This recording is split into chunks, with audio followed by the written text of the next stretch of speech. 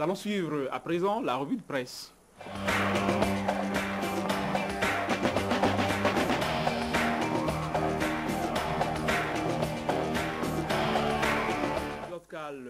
Bonjour. Bino Abessi, bonjour. Chers amis lecteurs, bonjour.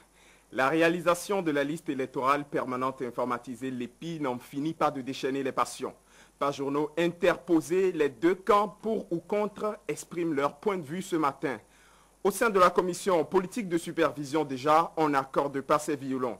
Pendant que le superviseur général était sur Canal 3 pour rassurer du bon déroulement de l'opération, le rapporteur de la commission communale de supervision de Lomé-Plateau le désavouait dans le même temps sur un autre plateau de télévision. Nassirou Arifari Bako garantit une LEPI de qualité aux Béninois, écrit Notre Temps le label à sa une.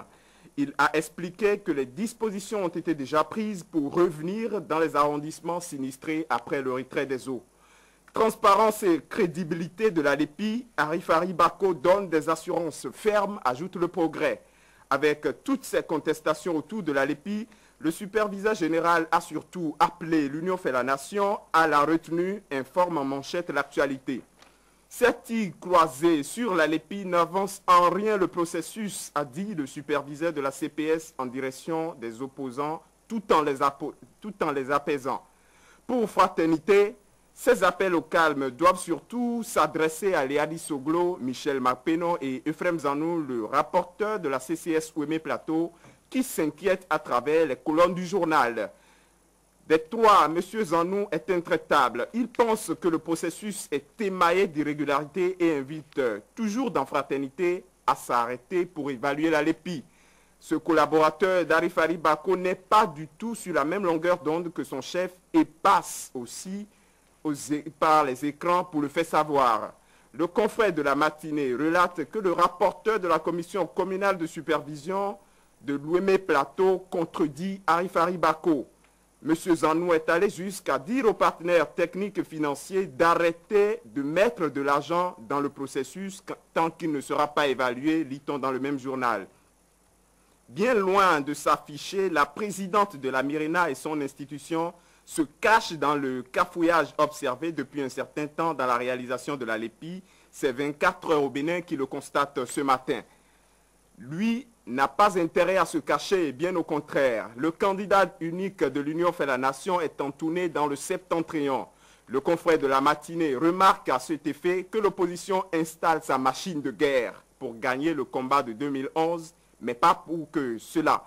L'Union fait la nation est aussi en campagne pour l'unité nationale, préfère retenir le Progrès.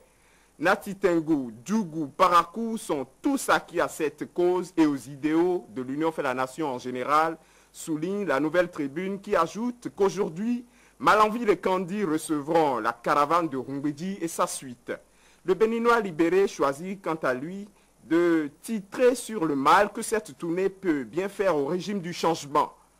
Rumbedi et les siens sautent les pieds joints dans les narines de Yahi, analyse la publication après ce qu'elle qualifie de descente triomphale de l'Union fait la nation à Parakou.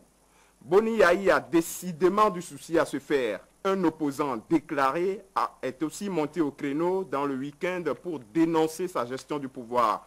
Un Koupaki de surcroît qui n'a pas eu pitié de son parent ministre d'État au gouvernement.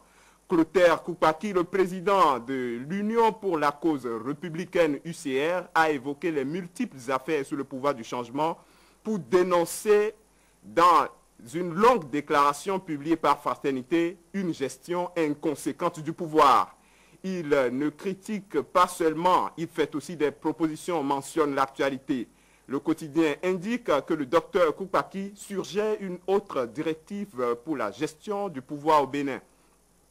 Ne faisant pas de cadeau ni au pouvoir ni à l'opposition, il a aussi égratigné l'Union fait la nation en affirmant que ce n'est pas de cela que le pays a besoin. Le Béninois libéré le reprend en ces termes. Il faut la rigueur à la place de l'Union, dixit Clotaire Koupaki. La rigueur, c'est bien ce que le ministre Nathan Ake essaie d'imprimer à son département.